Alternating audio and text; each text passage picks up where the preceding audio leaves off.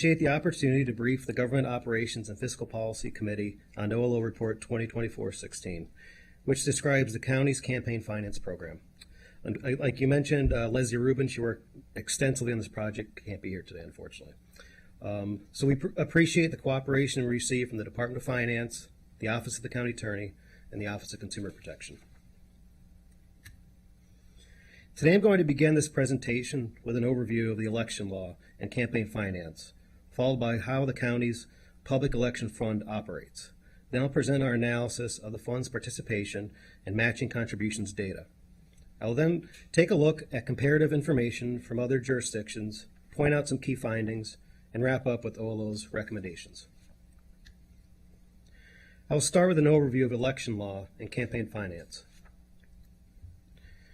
Election laws exist at the federal, state, and local levels. They regulate all parts of election processes, including voter eligibility and registration, candidate eligibility, the process for holding elections, and campaign finance. Campaign finance laws set out rules that candidates must follow when raising and spending money for a political campaign, like who can contribute and reporting requirements. Now to transition from talking about the laws to talking about the programs.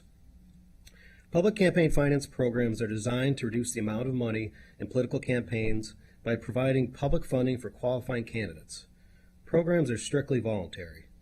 Candidates who participate agree to additional restrictions on campaign fundraising and spending compared to traditionally funded candidates who follow a jurisdiction's basic campaign finance laws. 14 states and 26 local jurisdictions have public campaign finance programs. Three primary types of public campaign finance programs have emerged in the United States. Small dollar matching programs, which is what we have in Montgomery County, matching private contributions raised by candidates with public funds. Block grant programs provide qualifying candidates with a lump sum of money to conduct a campaign. Some programs are a combination of matching funds and block grants, including Baltimore City's and Washington, D.C.'s. And voucher programs give monetary vouchers to residents for them to give to qualifying candidates. The candidates can then turn in the vouchers to the jurisdictions in exchange for funds for campaign purposes. Seattle is the only jurisdiction in the country with a voucher program. In Maryland, elections at the state and local level are primarily governed by state law. In 2013, the state passed a law allowing local jurisdictions to establish public campaign finance programs for candidates for local executive and legislative branch offices. State law requires that the program be jointly implemented by the Maryland State Board of Elections and the local jurisdiction. 3 jurisdictions have already held elections using public financing, and 3 more will use it for the first time in the 2026 elections. Now I'm going to talk about the county's Public Election Fund program and how it works. I will sometimes refer to it as the PEF. As I said before, the county's program is jointly implemented by the Maryland State Board of Elections and Montgomery County. State law sets parameters for county programs, but the type and structure of program is left up to the county. State law requires the county to establish requirements that a candidate must meet to be certified to receive public campaign funds. However, the State Board of Elections reviews information submitted by candidates and determines whether candidates have met the requirements in county law. Montgomery County adopted a law in 2014 to establish the county's public campaign finance program. It's a small donor matching program. Candidates participate in the program in the 2018 and 2022 elections. The PEF is overseen by the Department of Finance, and the Office of Consumer Protection has a liaison who provides information to candidates and the public who have questions. To qualify to receive public funding in the PEF, candidates must raise a minimum number of contributions from county residents. The contributions must total a minimum amount, and the largest contribution that candidates can accept is $250. For comparison, traditionally funded candidates in Maryland can receive contributions up to $6,000 per donor. Publicly funded candidates cannot make contributions for businesses, organizations, political action committees, or labor unions. This table shows the minimum number of contributions and minimum dollar amounts that candidates must meet to qualify for public funding. The law establishes different minimums for candidates for executive, for at-large council members, and for district council members. If a candidate meets those minimum requirements, the State Board of Elections certifies them to be able to receive public funds from the program. The Public Election Fund is a matching program. The county will match the first $150 of a contribution with public funds to multiply the impact of the contribution. The formula that the county established to match contributions is a progressive formula, with more matching funds provided for the first $50 of a contribution than for the second 50 and the third 50. As we give examples from Montgomery County's law in the rest of this presentation, the examples will be related to the county executive candidates. This table shows the matching formulas. For a county executive candidate, what this table shows is that for the first $50 of a contribution, the county will match each contributed dollar with $6 in county funds. For the second $50, the county will match a 4-to-1 ratio. And the third 50 at a 2-to-1 ratio. The county does not match contributed dollars over 150. This table shows the matching formula at work for a county executive candidate. For example, a contribution of $50 is matched with $300 in public funds. A contribution of $150 is matched with $600 in public funds, with each subsequent $50 increment matched at a lower rate. Now we'll go over our analysis of the fund's participation and matching contributions data. For distribution of funds to certified candidates, candidates can only receive maximum amounts of $750,000 for county executive, $250,000 for county council at large, and $125,000 for council district. The maximum amount is per election. A candidate can receive up to that amount in the primary election and in the general election if they move on. For distribution of funds, certified candidates can only receive maximum amounts of $750,000 for county executive, $250,000. Oh, I'm sorry. This one got mixed up. I apologize. One of my slides got mixed up right here. Okay. So let's see. So $5.3 million was distributed to 23 candidates in 2018, and $3.7 million was distributed to 20 candidates in 2022. With the last council appropriation for FY25, there's currently $4.6 million in PEF for the 2026 election cycle to date. For public election fund participation, in 2018 there were 5 open seats. 40 out of the 69 total candidates sought public funding. 23 of those 40 candidates ended up certified, receiving funds. For 2022, with 6 open seats, 30 out of 65 total candidates sought public funding. 20 of those 40 candidates were certified, receiving funds. Now I'm going to present comparative information from other jurisdictions. 6 Maryland jurisdictions have or are developing public campaign finance programs. Montgomery County was the first jurisdiction in the state to develop a public campaign finance program. The other jurisdictions have based their programs on Montgomery County's, with some differences between the programs. The top 3 in the table use public financing in the 2022 elections. The bottom 3 will use it for the first time in the 2026 elections. There's a lot of information in this table, and I want to highlight a few items.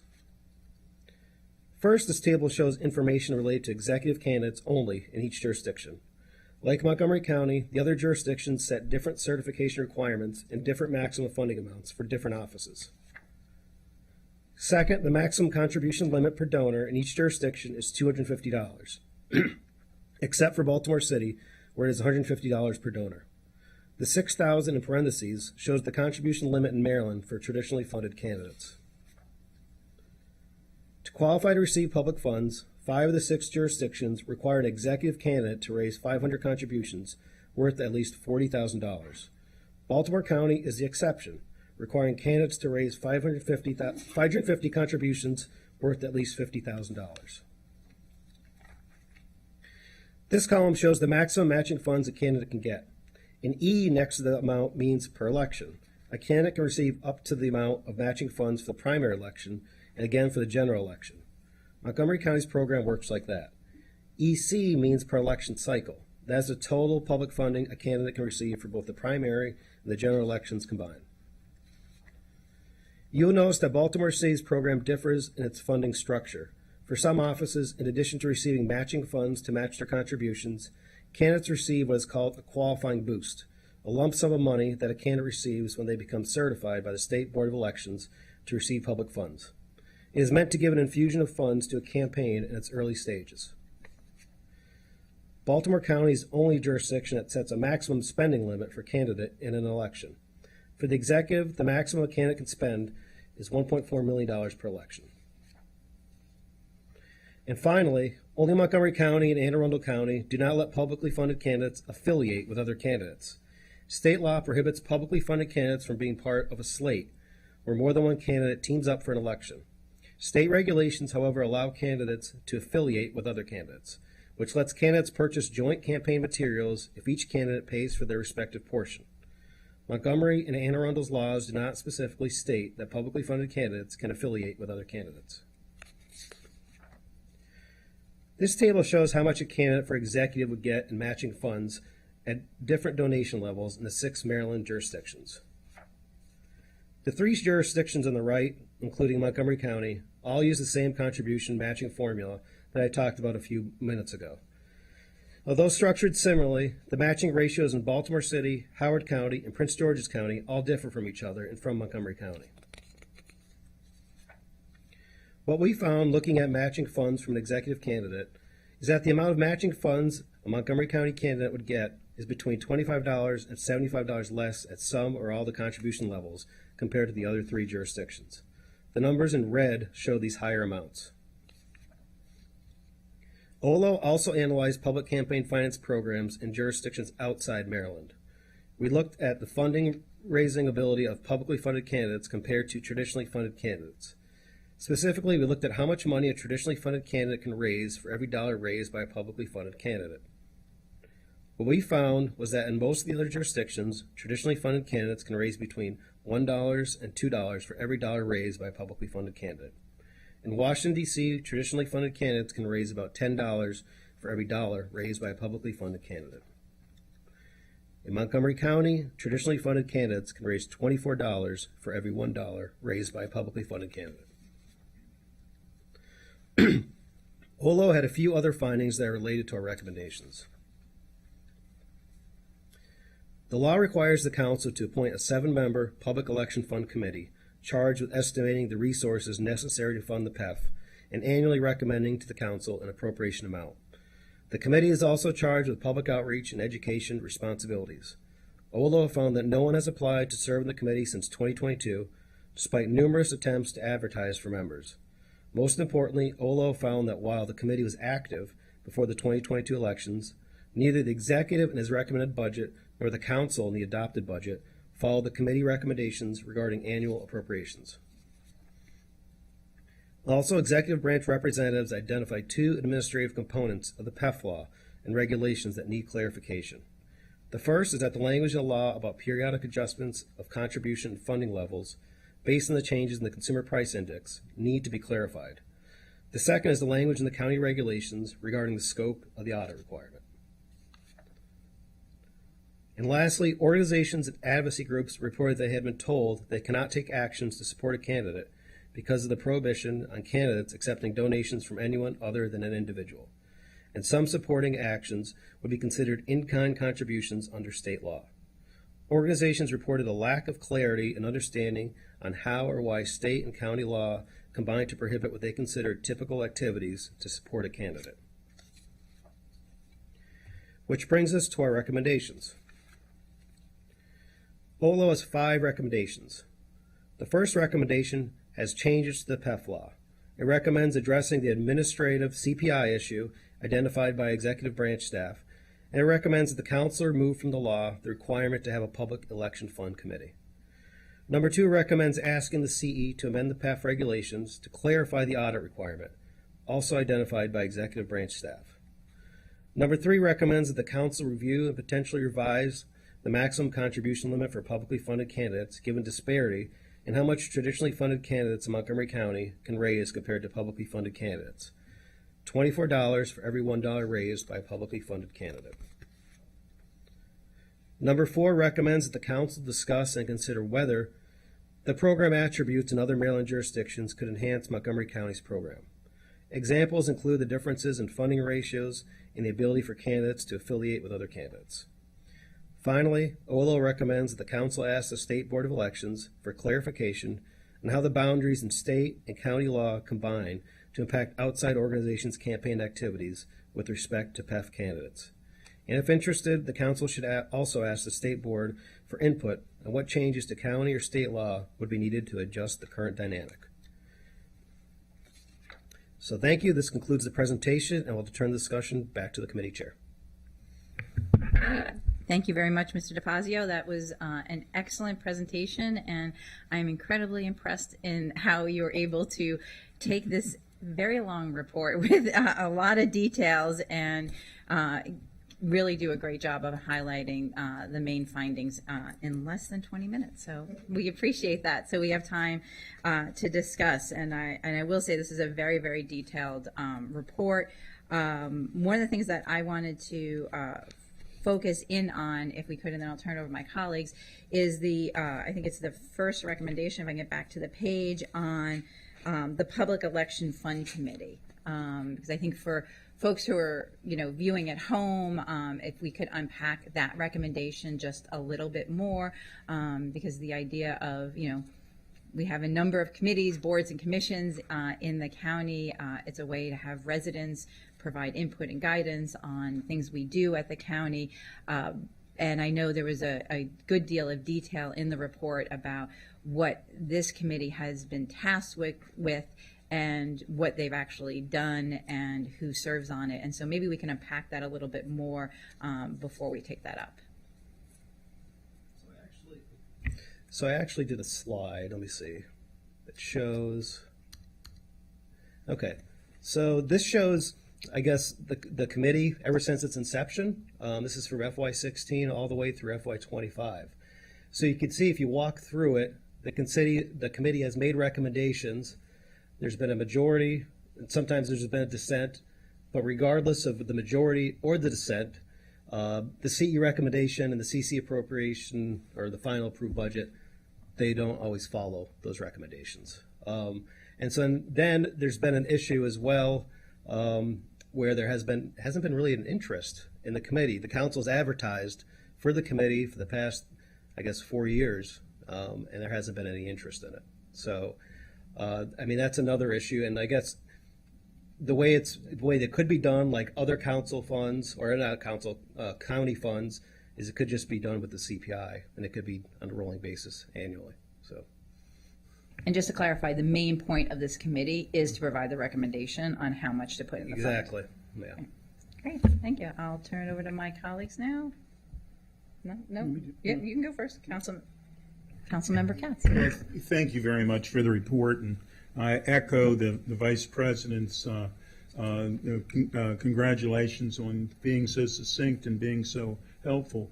All right, so the committee, and are we going to discuss everything, or are we going to go through each one as we each of the recommendations as we go through, or should I bring up all? You can bring up all of them, and I think the balance we have is what's in the report, and then we'll probably come back to many of the recommendations that OLO made because they are reflected in the bill. Yes. That we're talking to next. So I think clarifying points here on the research that was done to set up the conversation for the bill. Thank you.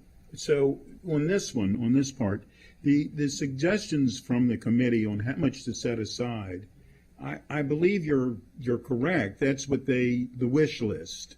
The difficulty has always been on how much money we have. I mean, somebody can wish that we do this each year, and each year we say, look, we know we're going to need to get to X number, but we need to pay for all these other things while we're getting there. This one's probably a couple, 3 years away, so we'll add it next year. It's always, I guess they call that kick the can down the road.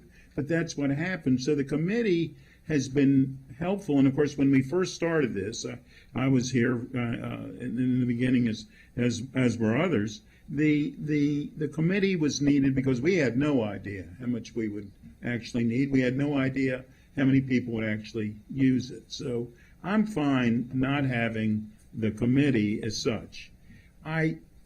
Please remind me, do other jurisdictions have that only individuals can give money. How does that? Is that a state law? That is a state law. That That's is a correct. state law. Yeah, yeah. So, but I do think that we should have, and part of the discussions is that if two people want to combine their funds or combine their campaigns, that should be allowed. It's not like it's costing the county or the public election fund anything in addition if two people are affiliating. And in fact, it's in some cases they have one sign with a name, a couple names, or more than a couple names. I also believe we need to clarify if an outside organization will decide that they want to put somebody's name on their literature, that in some cases the candidate themselves don't even know they're doing it, and so I think we need to clarify that that's allowed, and that it's it'd be fine to do that. And I also think we need to keep in mind that we are seeing more and more self-funded candidates, and that has changed the tenor of the need of the amount of money that's needed. We're seeing more and more, and there was a time you never saw television ads in Montgomery County for local elections, and you're starting to see that more and more. So I think the whole idea, when this was first started, and just as an aside, I actually had a traditional account, and I froze that because when I first ran, you couldn't have public financing, and I froze that. And then I went to public financing, which was the first time you could have it. And then you had to give all that money back if anything was left. I mean, we weren't at that point not even allowed the $5,000 or whatever is allowed. So all that money went back. But I still had the the traditional finance, which I didn't use during that time. And now, this last election, I figured, you know what, I'm term limited. Why wouldn't I not use the traditional financing because I had that extra money? So I've lived both sides of it. I think that it's certainly a positive thing to have public financing, and I think we need to keep in mind that those who have used it have had success, and that was always a concern. If you're going against somebody who's going to spend all this money, are you going to be able to be competitive? And we've proven that you can be from both sides. So all of that is on my list of things to discuss, and I have a feeling we'll get back to it. But thank you very much, Madam Vice President. Thank you. And I think, as was pointed out, some of the things that we may want to change with the campaign financing law is at the state level, and there are the things that we can do here, and I think that was very clear in the report. Mr. DeFazio, did you have anything you wanted to say before I move on? All right, I will turn to Council President Friedson and then Councilmember Glass. I'll just briefly say it's a great report. I really appreciate the thoroughness of it. It goes into a lot of the regional comparison and really lays out a lot of the overarching questions, many of which have been discussed for a while.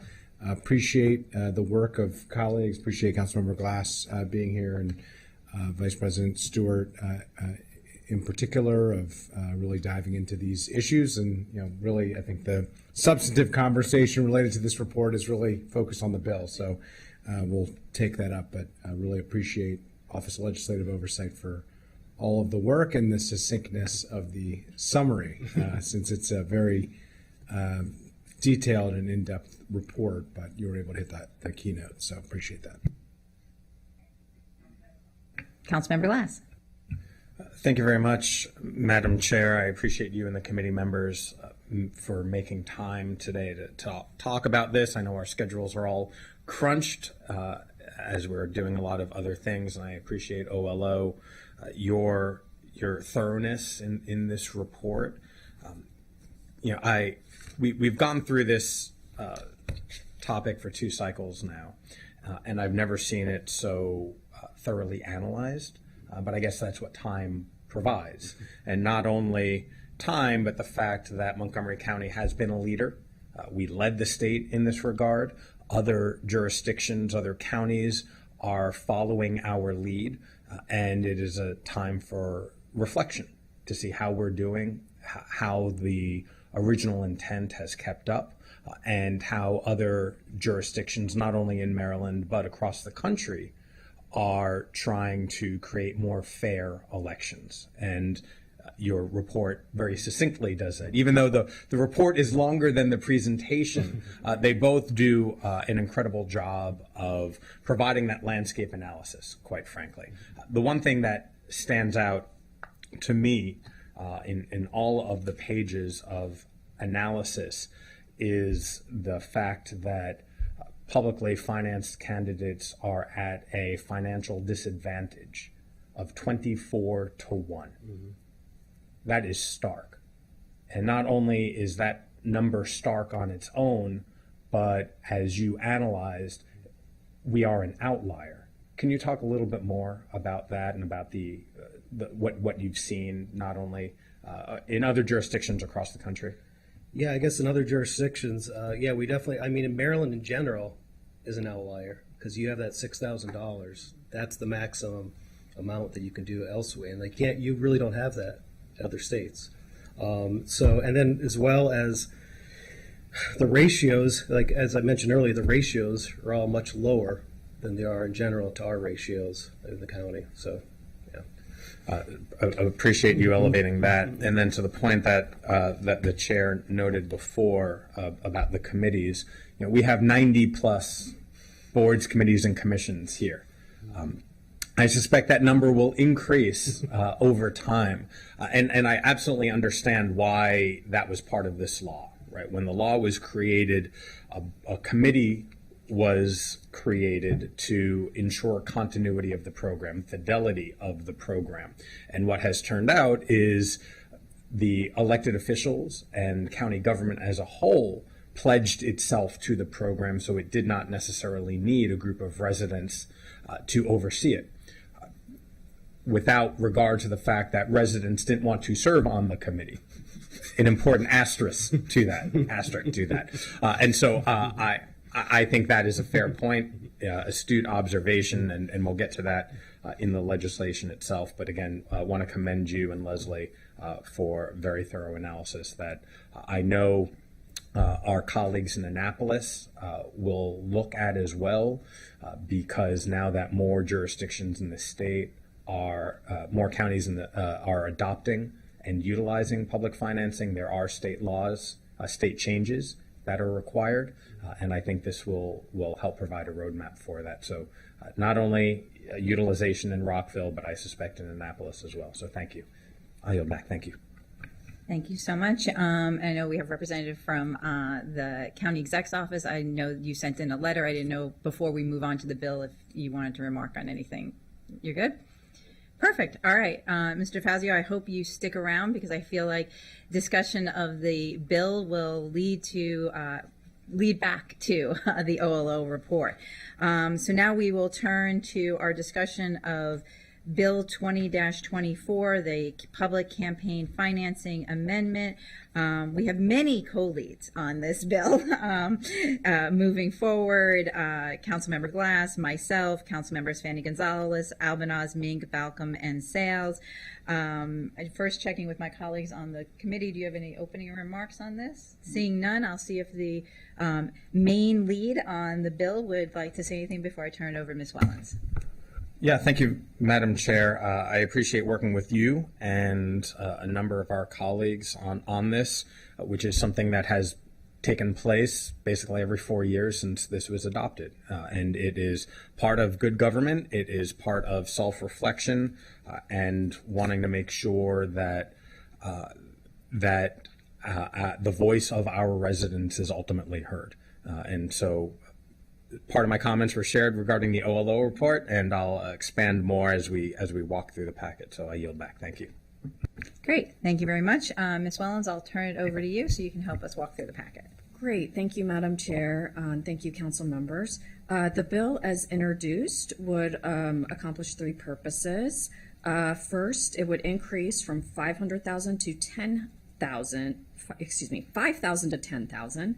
the amount of funds that a certified candidate may retain for certain post-election expenses. And then that amount would be increased every 4 years based upon an inflation index.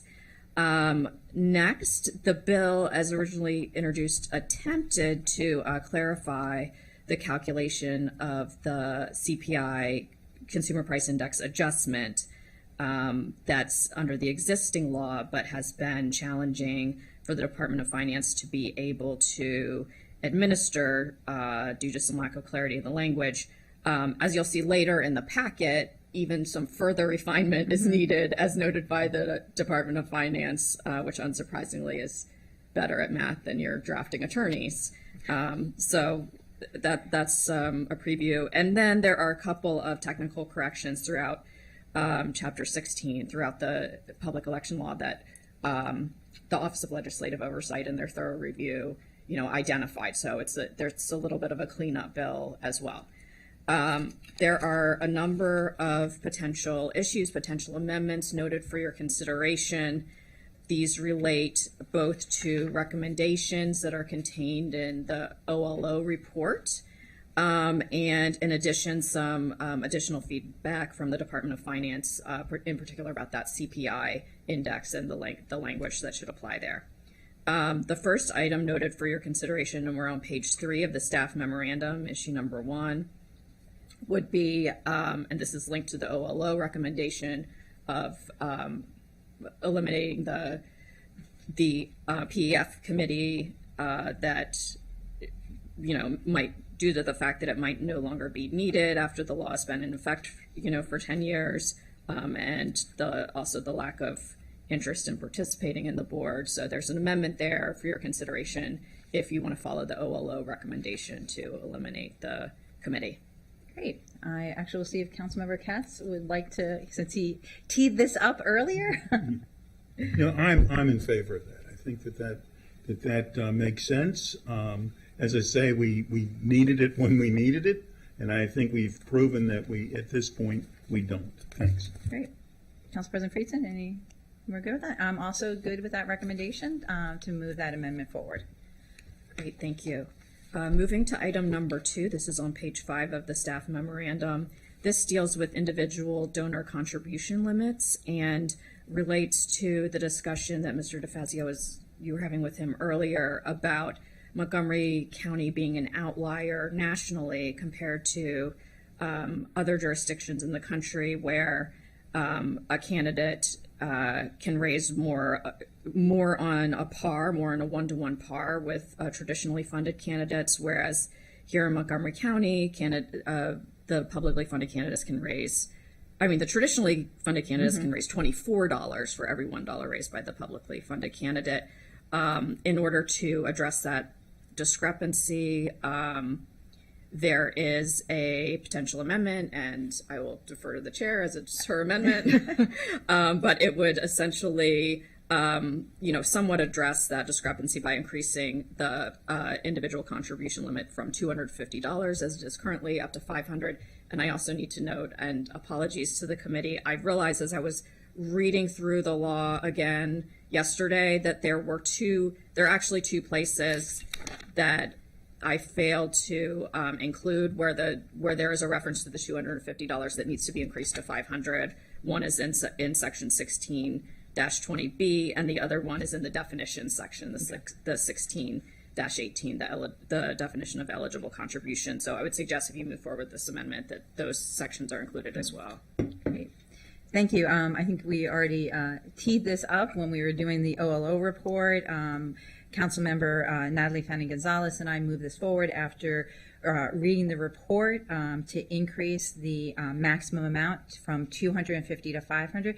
I want to note that our amendment would not change for this amendment, the maximum amount that is matched. That would stay at $150, and the maximum amount that any candidate could receive from public financing also would remain the same. What this amendment would do is increase the amount an individual contributor could give to a candidate to try and close that gap a bit of the 24-1 that was pointed out in the OLO report. I think this brings us in line with a number of other jurisdictions as well. So we are putting that forward for committee's consideration. Councilmember Katz? Yeah, I'm in agreement with that, but can you remind me, how much can an individual person, the candidate themselves, how much can they give for their own candidacy? 12,000. I'm being What is informed it? by my friend. You have an expert sitting right know, next to I you. know. The man has lived this. Yeah. Dave Crow from the Department of Finance. The candidate can lend $12,000 to their. Is that just the candidate, and is that the candidate and their spouse? And or their spouse. I see. So it's the two people together could give the 12,000. Correct. Okay. Thank you. Yeah, I'm in favor of this. Thank you.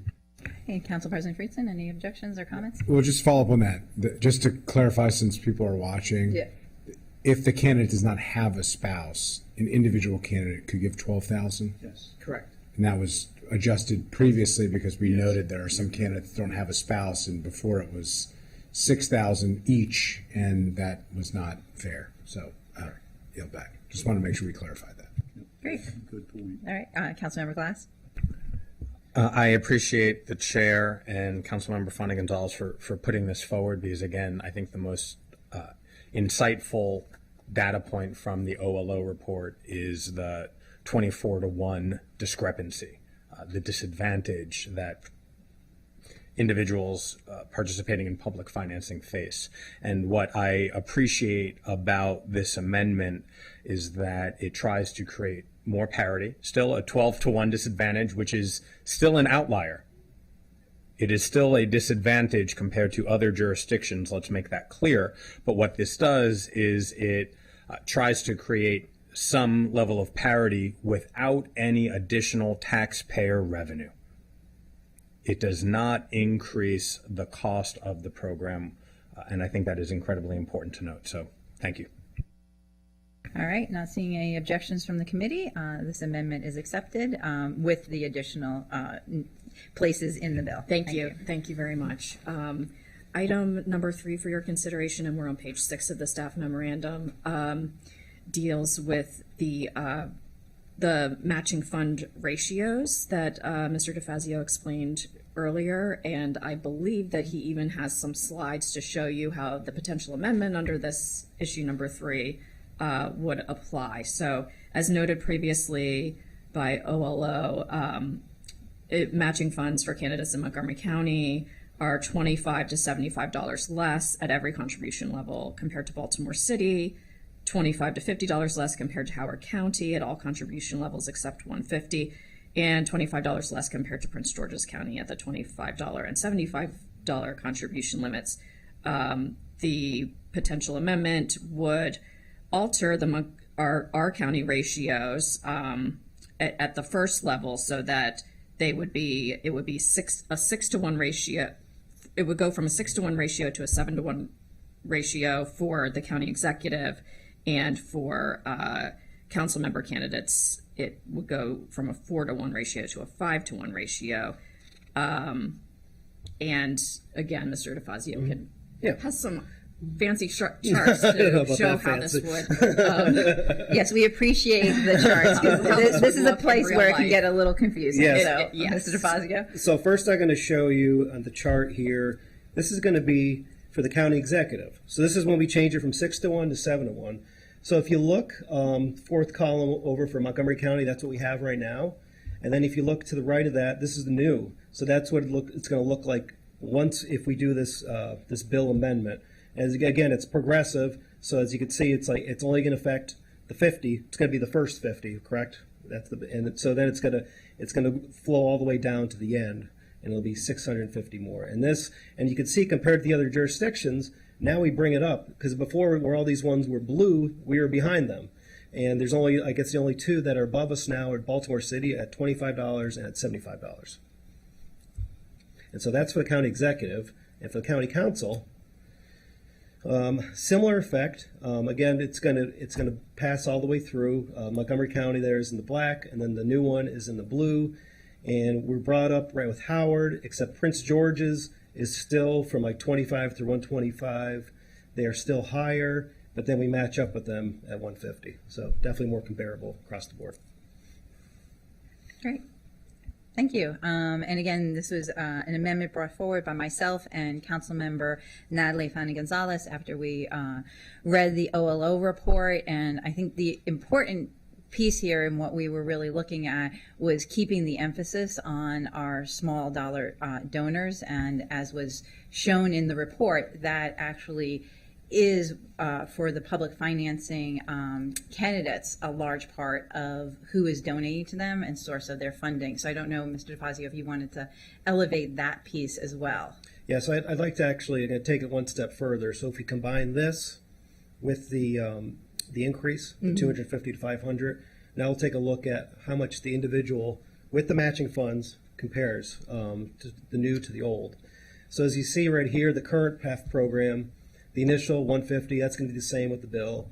The additional unmatched, so now that's going to change because previously the limit was 250, now it's 500. It goes up to 350. And then the matched funds for the current PAF program, again, there's 600 now for the maximum. They go up to 650. So overall, you went from $850, the maximum you can get on an individual, with the matched funds and the contributions all the way up to $1,150. So that puts us more on par, and this is similar. That's the county executive, and you'll see the same for the county council, the $300 difference. Great. Any more slides? That's it. All right, awesome. Unless you want some. No, I think you've done quite a few slides on this topic. And again, this is to the main goal here is to help those who get the public financing to be more in line to the traditional candidates in what they're able to raise. I think it's a modest increase and also brings us in line with surrounding jurisdictions. Do my colleagues have any? I'm good. We're good. All right. We will take yes as an answer. Councilmember Glass. Thank you, Madam Chair. Mr. DeFazio, could you go back one slide or two? I just want to accentuate the point. Yeah. So the changes that are being made are at the $25 level. It's at the $50 level. So the only reason we have 25 is because Baltimore City, they do it at the 25 level. So that's why we kind of want to do a like comparison. But we do everything. We start at the 50. So within this entire chart and within the regiment, the $1 to $50 donation gets from a 6 to a 7. From a 4 to a 5. Yep, that's correct. Multiplier, and that's the only change. Exactly, and then it flows through because it's progressive. Okay, and Madam Chair, as you noted, that was specifically designed to accentuate even further the smallest of small dollar. Okay, thank you. Okay. All right, the committee accepted this amendment, so we can move forward. Great, thank you. At the bottom of page 7 of the staff memorandum, issue number 4, there is a potential amendment related to candidate affiliation. And this amendment would, like some other jurisdictions in Maryland, allow some limited affiliation between candidates who are publicly funded to affiliate with any other candidate, including non-publicly financed candidates, on certain campaign material. And there are restrictions involved. This is specifically enabled by state regulations under the Code of Maryland regulations. So the amendment would simply follow along those state regulations and bring that ability to do this limited affiliation to Montgomery County, Howard County, and Baltimore City, and Prince George's County, and Baltimore County all explicitly allow candidates to affiliate in this manner already. Great. Again, this is an amendment myself and Councilmember Fanny Gonzalez brought forward after reading the report. And also, this is something that, as Mr. DeFazio said, from the stakeholder interviews, and I think many of us who are on this committee have heard, from folks who have been involved in recent campaigns, the rules around what you can do and can't do with other candidates when you're a publicly financed candidate have been confusing for people here in Montgomery County, because we are actually different than other neighboring jurisdictions. And then there are also pieces of this, as Ms. Wellen said, that are part of state law. So this is actually following along with what state law does. It follows along with our neighboring jurisdictions do. This would not allow a slate, because that is something we can't do according to state law. But what this does allow is publicly financed candidates to affiliate with other candidates, whether or not they're traditionally financed or publicly financed, and we would have to follow, in this case, all the different rules and everything about notification, authority line, and everything else. So that is the amendment on the table. Any comments or questions? Councilmember Katz. And I'm fine with this, but is there a dollar amount if the traditionally financed candidate is putting in $10,000 for this mailer or whatever they're doing? Does it say that the public finance candidate has to have an equal amount of money in? How does that work? It does say, so the language says that it's permitted if the authorized campaign finance entity makes a direct disbursement to the payee for its share of the cost of the campaign materials. So this would be a question of interpretation ultimately, for the state board really, but my interpretation of that is you have to pay your share. You can't pay, 50 cents and pretend that would be. Well, and that's adequate. only my concern is that if somebody who's a publicly financed candidate didn't have the funds in their account, and they turn to a traditionally financed and say, look, I know you've gotten $6,000 from somebody and I need some help here. Can we get together? I have no problem as long as it's clear that everybody has to be putting in literally their fair share as to what they're doing. Yeah, to interpret it otherwise would basically mean, be a contribution from the traditionally funded candidate to the publicly funded one. So, I'm confident that that's the interpretation and that the language covers it. I would hesitate to move away from the specific language since it is a repeat of what is in the Code of Maryland regulations. Council President Friedson? Yeah, I was just going to clarify that point. Its share assumes proportionate share. And this is important because it has come up from time to time. Ultimately, anything that is beyond a reasonable share would be a prohibited contribution because it's a campaign committee. It's essentially a political action committee, a candidate committee, and it would be a prohibited campaign contribution. So it should be covered in that sense, and so I think it's an important point, but it does seem like it's covered and also allows for doing an advertisement in a book and having multiple candidates, split an advertisement, which happens all the time, for instance, and as long as you're, paying a proportionate share, it's an advertising expense, it's not a campaign contribution and should be treated as such. Councilmember Glass? Thank you for this discussion. So the whole purpose here is to create parity as much as we can. Does current law allow a candidate using traditional financing to include the names of any other candidates or elected officials that they may want, without it being deemed what's the term that we're using here? Technically, it's not slating because that has a very technical definition, but affiliating. Right. So it's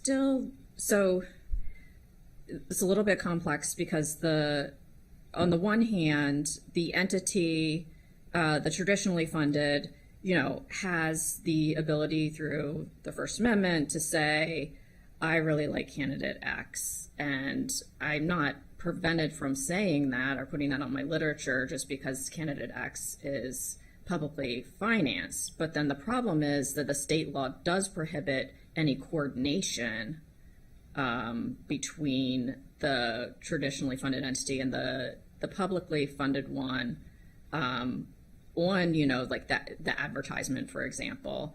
And so therefore that's very limiting because, you know, I think the presumption is also, well, of course there must have been some kind of level of coordination. But I think this is also an area which, quite frankly, can get nuanced enough that, you know, consultation with the state board and or, you know, election attorneys in a more private capacity can sometimes be needed. I think there is a gray zone that remains even if this is passed, because my understanding would be that a traditionally financed candidate can say almost whatever they want and include whomever they want, and not be coordinated in any way. It is First Amendment, and you know, assuming it is a true statement, right? Which, you know, in politics at the national level right now, I digress. So, so I think that does already exist. And if this is an attempt to try and create more parity, which is again the purpose of this legislation, then I think it would be a move in the right direction. Thank you. Great. All right. So that amendment moves forward. Thank you. Great, thank you. Bottom of page 8, you'll see the next item, which should be numbered 4B or 5. There were 2 4, so apologies. So this deals with the calculation of the consumer price index adjustments that occur periodically every 4 years. And I will not delve into the specifics of the language except to say that OLO and Finance and I and the Office of the County Attorney coordinated to make sure that the language would be clear, so that there would be a CPI adjustment every 4 years, that the Department of Finance is able to interpret adequately and is able to apply in a consistent manner. And I certainly invite Mr. Crow, if that's okay with the chair, to elaborate in any way. Mr. Crow? Appropriate. Thank you, Madam Chair. And I have to apologize. My colleagues in finance do the calculation, and they knew a lot more about it. But the issue that arose was with the adjustment proposed to do on July 1st of 2025, because that would be less than a 4-year cycle to July 1st of 2028. So, for example, July 1st, 2025 adjustment will cover years 21, 22, 23, and 2024. If the wording is not changed, then 2028 adjustment will include 2024, 2025, 26, and 2027. And this will overstate the increase for July 2028, especially if there was a high 2024 inflationary year. So that, it was, until we added the July 1st of 2025, the language was accurate.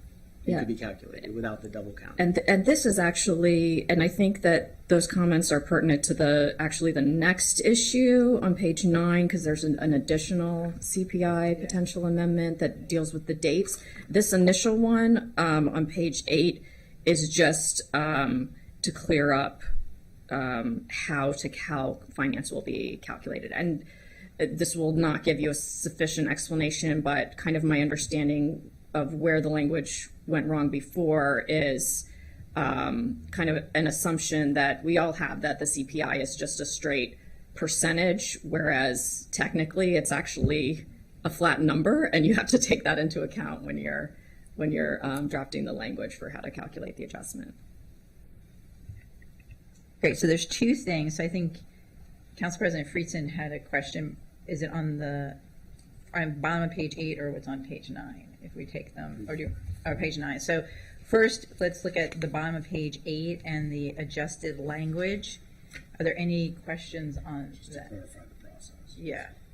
So I think that's fine. What's on the bottom of page 8. So let's go then to the timing, because I think there's a question there, and I'll turn it over to Council President Friedson. Well, I think you're just raising the issue of the time. I mean, generally we'd be setting, if we put aside this particular issue, we'd be setting the current rate now for moving forward, and then there'd be an adjustment process for when it gets recalculated.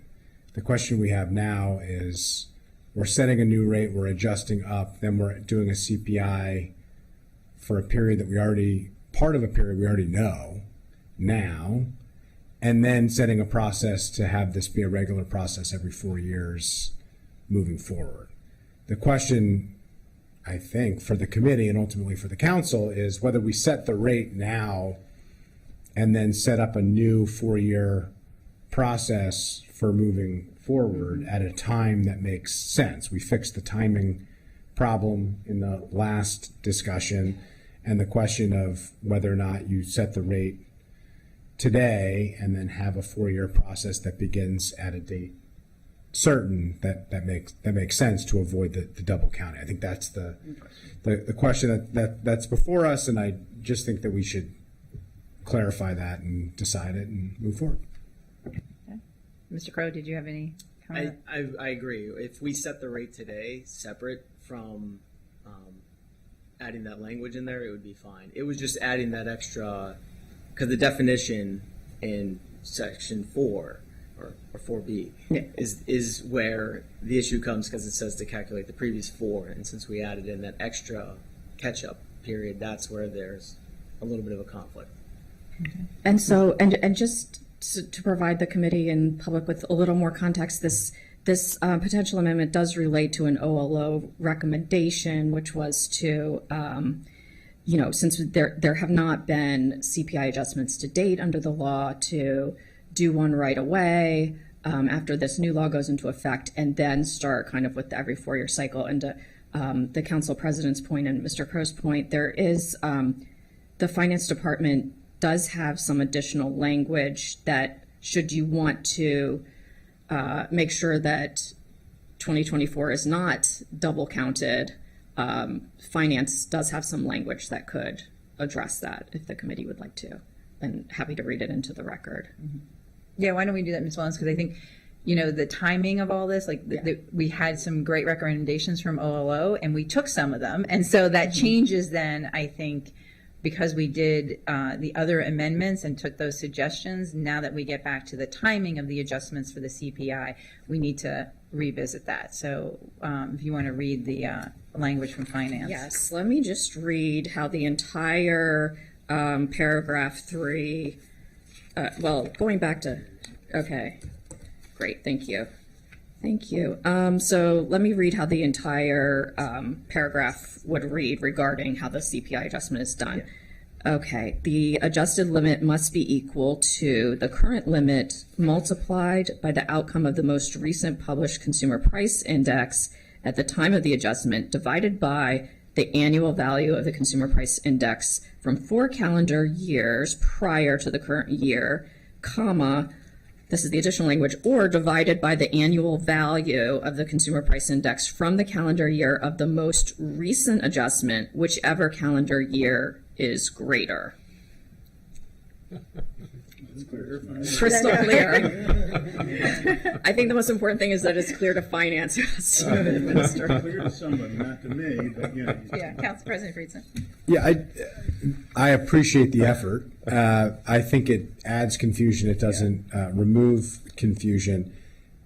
There is a question here of if the body was keeping the numbers the same, making sure that CPI was calculated in an appropriate and reasonable way. If we're resetting a number as part of this bill for the purpose of implementing it for this election cycle, we should reset the number at an appropriate number and then have the CPI for the future. I think the challenge that we have now is we are stuck trying to do both, because we're responding to an OLO report, which was referring to the existing, and trying to square the round peg, so to speak, for a bill where we're already making changes. I think ultimately we should choose, make a decision, and make it as clean as possible, because I do think that the trying to do both at the same time is going to add more confusion and creates this double counting challenge, because ultimately we are making the adjustments today as part of this bill that will ultimately be approved by the council, I suspect, and support. And we're setting the number, which is essentially the number for this cycle. So if I can suggest, given that there is agreement to reset the number, and we took care of that we asked before this comes before the full council, that we work on any language now that needs to look at the CPI adjustment for the future. Because I still think, if I'm correct, Mr. DeFazio, in the OLO report, the language around CPI, even regardless of whether or not we do the reset, is problematic. And we would have to come back to this then, or a future council would.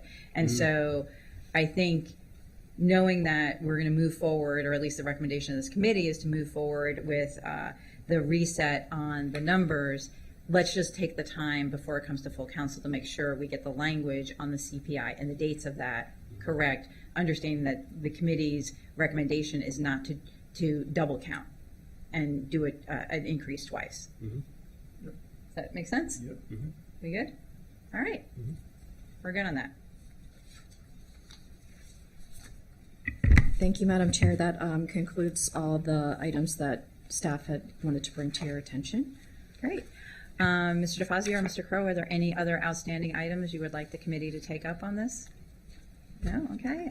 Councilmember Glass, since you're the main lead on this, anything else you would like the committee to consider before we move forward? I appreciate the committee's really thoughtful conversation, and clearly staff from here at the council and across the street. And as it relates to the discussion point we just talked about regarding CPI, I think the decision was the correct one, because I want to continue centering us on the point of this bill, and it is to create as much parity and as much fairness in our elections as possible. And there were a number of amendments that were adopted that bring us closer to parity, from going from a 24-1 disparity to a 12-1. Still an outlier, full stop, but it's better. And I appreciate the committee's support for free and fair elections. Thank you. Great, thank you. Seeing nothing else, the recommendation from the Government Operations Fiscal Policy Committee will be favorable towards this bill with the amendments and one item to discuss at full council. All right, thank you very much for your time today. We are adjourned for our morning session. Come back after lunch and we will be talking to TEBS and about cable funds and land distributions, and so much fun on a Halloween day. So thank you all. We are adjourned.